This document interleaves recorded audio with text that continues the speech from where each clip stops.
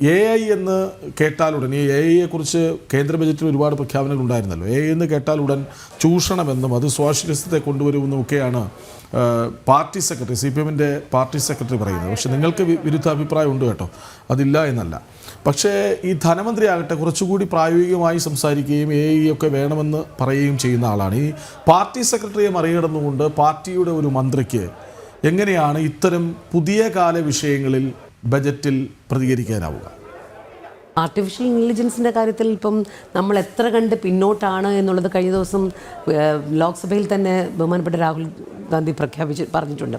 അപ്പം നമുക്കറിയാം മറ്റ് രാജ്യങ്ങളെ അപേക്ഷിച്ച് നോക്കുമ്പോൾ AI കാര്യത്തിൽ നമ്മൾ വളരെയധികം പിന്നോക്കാവസ്ഥയിലാണ്. കാലഘട്ടത്തിനായിട്ടുള്ള അനുസൃതമായിട്ടുള്ള മാറ്റങ്ങൾ ഏത് രാഷ്ട്രീയ പ്രസ്ഥാനവും കൈവരിക്കുന്ന അല്ലെങ്കിൽ രാഷ്ട്രീയ പ്രസ്ഥാനവും ഉൾക്കൊള്ളുന്ന ഒന്നാണ്. സ്വാഭാവികമായും AI കാര്യത്തിൽ അതിനനുസരിച്ചായിട്ടുള്ള ചർച്ചകളും ചിന്തകളും ഉണ്ടാവും. ആ ചിന്തകൾക്ക് ആനുപാതികമായി ഗവൺമെൻറ് ആ രാഷ്ട്രീയ പ്രസ്ഥാനം കൊടുക്കുന്ന ഗവൺമെൻറ്റും അതിനനുസരിച്ചുള്ള മാറ്റങ്ങൾ ഉണ്ടാക്കും.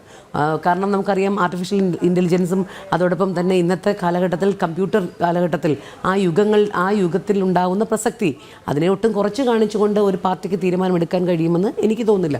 ഏതായാലും മാറ്റമുണ്ടാകും. പക്ഷേ സ്വാഭാവികമായും എല്ലാ ജനങ്ങളുടെയും അല്ലെങ്കിൽ ജനജീവിതത്തെയും ജനങ്ങളുടെ കാര്യങ്ങളെയും ഒക്കെ ചോദ്യചിഹ്നമാക്കിക്കൊണ്ട് ഒരേ രീതിയിലുള്ള സംവിധാനം നടപ്പിലാക്കാൻ ഒരു രാഷ്ട്രീയ പ്രസ്ഥാനവും തീരുമാനിക്കില്ല.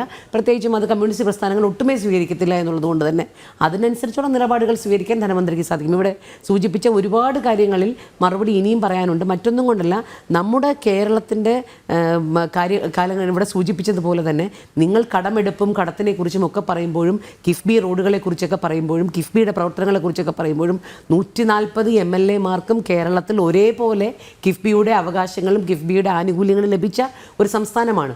ഇവിടെ നമ്മൾ എന്താണ് നാഷണൽ റോഡുകളിൽ അല്ലെങ്കിൽ നാഷണൽ ഹൈവേകളിൽ അവലംബിക്കുന്ന നയം നിങ്ങൾ താഴോട്ട് എങ്ങനെ അവലംബിക്കുമെന്ന് ചോദിക്കുമ്പോൾ നിങ്ങളങ്ങനെ അവലംബിക്കേണ്ടതില്ലെങ്കിൽ എന്തുകൊണ്ട് നിങ്ങൾ കിഫ്ബി നിങ്ങൾക്ക് ഒരു ലാഭകരമായിട്ടുള്ള പ്രോജക്റ്റ് ആക്കാൻ പറ്റിയില്ല, അല്ലെങ്കിൽ നിങ്ങൾ കിഫ്ബിയിൽ നിന്ന് കിട്ടുന്ന ലാഭം എന്ത് എന്ന് നമ്മളോട് ചോദിച്ച ജുഡീഷ്യറിയോടും അതോടൊപ്പം മറുപടി പറയേണ്ട ഉത്തരവാദിത്വം നിങ്ങൾക്കുണ്ട്. അപ്പോൾ സ്വാഭാവികമായും കിഫ്ബി വഴി പണം സമാഹരിച്ചുകൊണ്ട് കേരളത്തിൽ നടപ്പിലാക്കാൻ ഉണ്ടാക്കുന്ന എല്ലാ വികസനക്ഷേമ പ്രവർത്തനങ്ങൾക്കും അതിന് ഒരു ഉത്തരം ഗവൺമെൻറ്റിനുള്ളത് കൊണ്ടാണ് അത് നമുക്ക് നടപ്പിലാക്കാൻ പറ്റുന്നത്.